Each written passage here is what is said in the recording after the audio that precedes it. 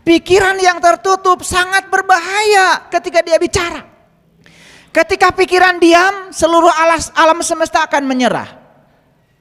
Apa maksudnya? Pikiran diam itu seperti apa? Pikiran diam itu adalah pikiran ingin disukai. Ya jawab dong. Ingin tidak disukai.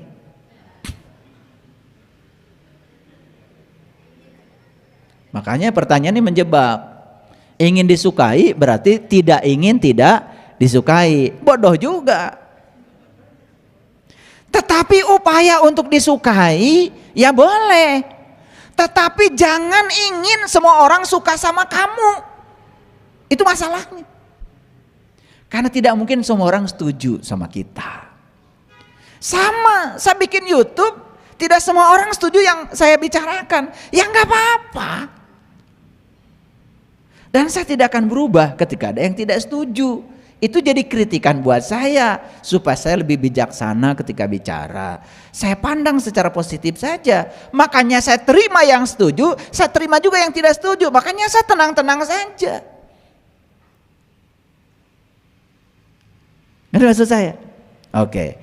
Tapi kalau ingin disukai tanpa kita memaksa orang lain harus suka, nih catat omongan saya.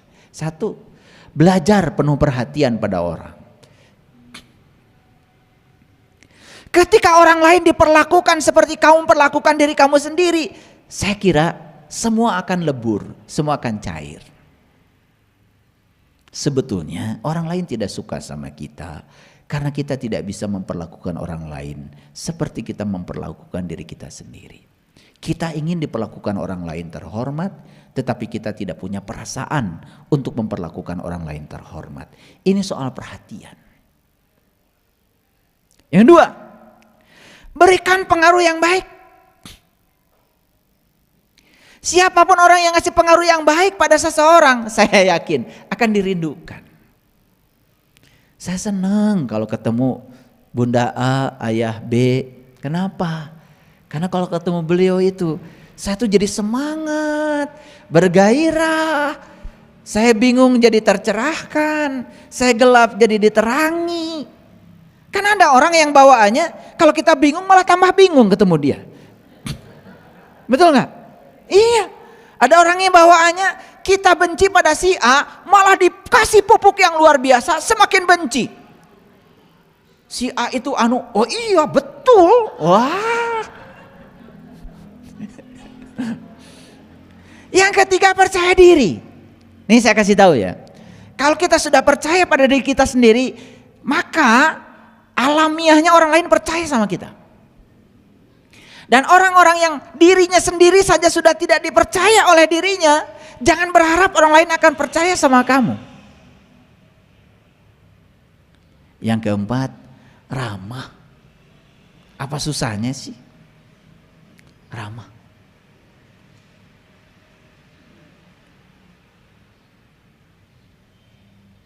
Enak gak kalau orang lain ramah sama kita? Betul gak? Iya. Oh ya, apa kabar? Gimana anak-anakmu, cucumu? Seneng gak tanya begitu?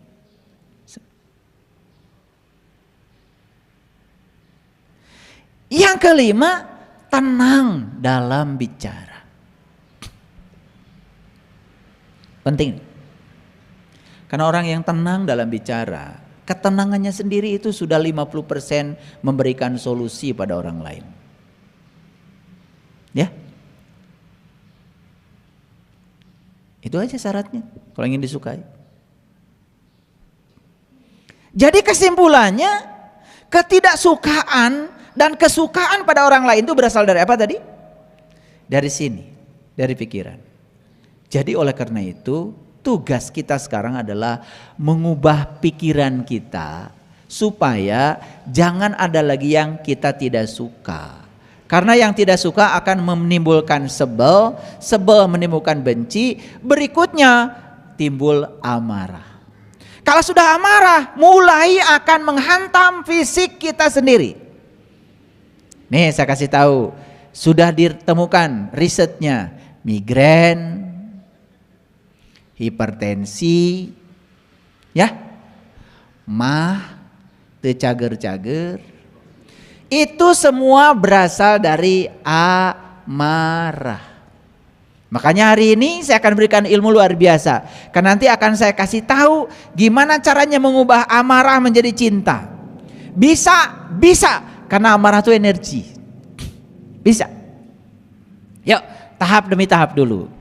Mari kita lihat sekarang pikiran kita.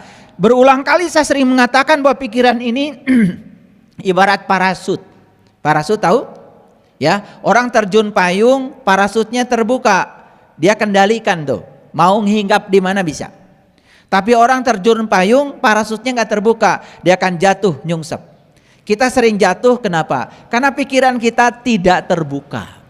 Kapan pikiran kita terbuka? Ketika aku kita, ego kita, ya, itu masih terlalu kuat. Makanya Tuhan menciptakan 2 telinga dan 1 mulut. 2 telinga saya, mulut saya 1. Itu lagu anak-anak tuh. Ya, sadar lagi tuh. Sesekali kalian ini yang sudah taman kawak-kawak nyanyi lagu itu supaya sadar. Ya kan? 2 mata saya, 2 telinga saya, 1 mulut saya. Itu menyadarkan. Kenapa harus disadarkan 2 telinga 1 mulut? Banyak melihat, banyak mendengar, tetapi jangan cepat-cepat bicara. Itu maksudnya kan, pesannya begitu. Paham? Nah, pikiran yang tertutup sangat berbahaya ketika dia bicara. Ketika mulut terbuka, pikiran tertutup sangat berbahaya. Yang keluar adalah persepsi, yang keluar adalah penilaian pribadi yang sepihak. Makanya Lao Tse mengatakan, siapa yang mendengar sepihak, dia sudah berada dalam kegelapan. Tapi siapa yang mendengar 2 pihak, maka dia akan dalam terang benderang. Hati-hati ya, mendengar sepihak itu kegelapan. Makanya saya kalau mendengar ini saya diam aja. Karena saya baru mendengar sepihak dan saya sadar itu kegelapan. Kalau saya itu respon dan saya memberikan kesimpulan, sangat berbahaya. Karena saya masih belum mendengar dari 2 pihak. Itu penting. Ini soal kebijaksanaan ya. Ya? Iya. Kalian harus dibentak sedikit. Ketika pikiran diam, seluruh alam semesta akan menyerah. Apa maksudnya? Pikiran diam itu seperti apa? Pikiran diam itu adalah pikiran yang terkendali. Siapa pengendali pikiran? Kesadaran. Makanya kita belajar kesadaran untuk mengendalikan pikiran. Manusia bisa mengubah hidupnya dengan mengubah cara berpikirnya. Setuju? Kan saya sudah bilang, nasib itu ditentukan oleh karakter. Karakter ditentukan oleh kebiasaan. Kebiasaan ditentukan oleh tindakan. Tindakan dilahirkan oleh kata-kata. Kata-kata dilahirkan oleh pikiran. Jadi sebetulnya nasib itu ujungnya, tapi awalnya pikiran. Makanya mengubah nasib adalah mengubah pikiran. Ini sudah saya jelaskan di kajian yang sebelumnya. Paham ya? Oke. Jangan tinggal di masa lalu. Jangan bermimpi tentang masa depan. Pusatkan pikiran saat ini. Ini yang disebut dengan mindfulness. Makanya saya mengajarkan olah nafas 4, 7, 9. Tarik napasnya hitungan 4. Tahan napas hitungan 7. Buang napas hitungan 9. Sehingga ada saldo. Narik napasnya 4, buang napasnya 7. Sehingga yang masuk dengan yang keluar tidak sama. Sehingga respon kita terhadap sesuatu selalu tenang. Itu pentingnya mindfulness. Itu jangan dianggap remeh. Ya, tarik napas yang dalam. Hitungan 4.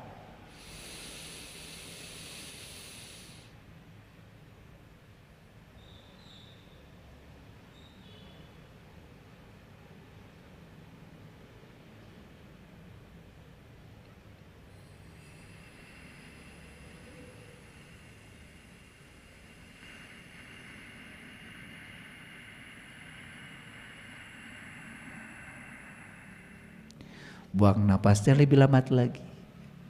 Jadi 4, 7, 9 itu perbandingannya. Ada yang bilang 4-nya gini, 1, 2, 3, 4, boleh. Ada yang 1, 2, 3, 4, boleh. Ada yang gini, 1,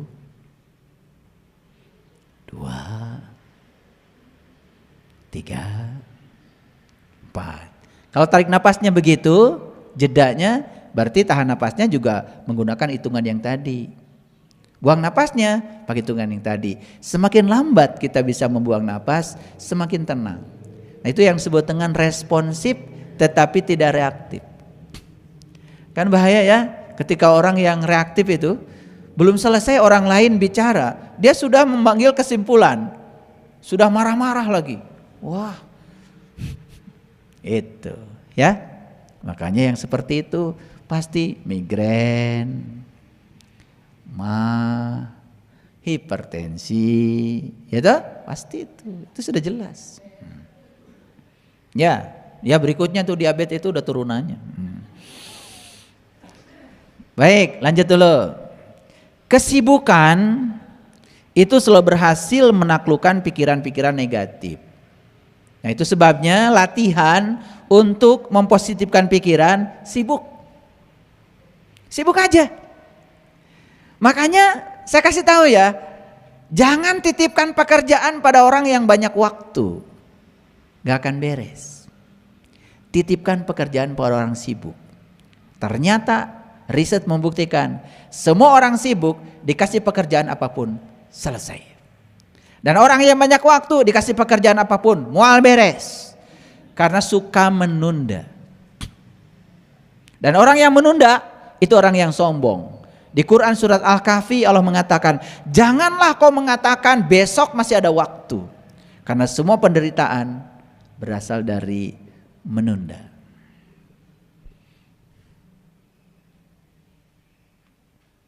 Wajar bila teman-temanmu meragukan apa yang kau perjuangkan saat ini. Karena pikiran mereka belum tentu semaju pikiran. Disinilah pentingnya.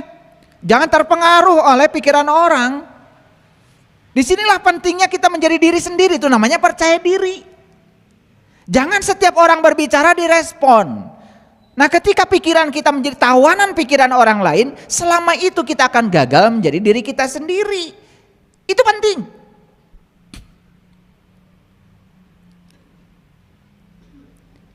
Jangan abaikan masalahmu.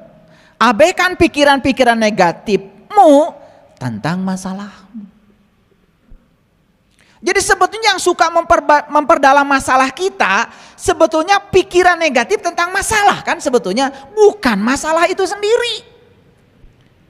Mungkin masalahnya awalnya sederhana, karena dikasih bumbu-bumbu oleh pikiran negatif tentang masalah kita, itu yang membuat masalahmu menjadi kelihatan seperti besar. Jadi semua ini adalah permainan pikiran. Saya orang yang sederhana, tetapi dengan pikiran yang rumit. Setuju? Kok diam? Atau orang yang rumit dengan pikiran yang sederhana? Nah, sebetulnya kita ini datang ke semesta ini, pikiran kita tuh awalnya sederhana. Dengan proses kehidupan ada paradigma yang diinputkan ke dalam pikiran kita secara tidak langsung, maka kita tuh menjadi tawanan dari lingkungan ini. Apa yang terjadi? Pikiran kita jadi ruwet. Makanya betul kalau kata-kata di dalam kitab suci, kamu tidak akan pernah masuk surga kecuali kamu sudah menjadi anak kecil kembali. Nah, maksudnya adalah kita menjadi pikiran seperti anak-anak. Coba tanya anak-anak ya, cucu saya yang usianya 4 tahun, cucu saya yang usia 8 tahun. Tanya ya, kalau dia lagi main asik, tanya ya tentang hari esok, akan jawab. Dia fokus aja bermain hari itu. Betul? Itu. Nah, kita itu lagi rekreasi pun mikiran isu.